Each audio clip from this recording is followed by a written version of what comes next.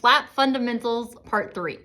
So in my first video, I talked about how we start basic. We bring it back, we go forward. Second video, I talked about how we lift the knee and we drop it down, showing you what that looks like. I also said something at the end that I find very beautifully interesting.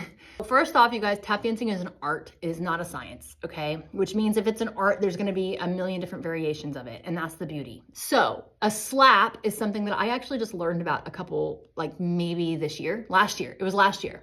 A slap doesn't take weight, and a flap does. If you want to use the two different words, very fun, very cool to know different terminology. I think it's fascinating, but I'm not gonna change the way that I teach because it's new to me and it just doesn't feel comfortable. However, I think it's fun to differentiate, because if you're writing choreography and you say a slap and somebody doesn't know what a slap is, then that's like, well, what am I reading? I don't even know what to do. But also if you write slap, flap, then they know where the weight is. The weight's gonna stay and then it's gonna go. So let me show you a slap and a flap. So a flap that we did in part 2 is right here. This is what some people call a slap, because there's no weight. I'm not transferring my weight to that leg. If I'm transferring, that's what people call a flap versus a slap. So if it's just staying here and I'm picking it up over and over,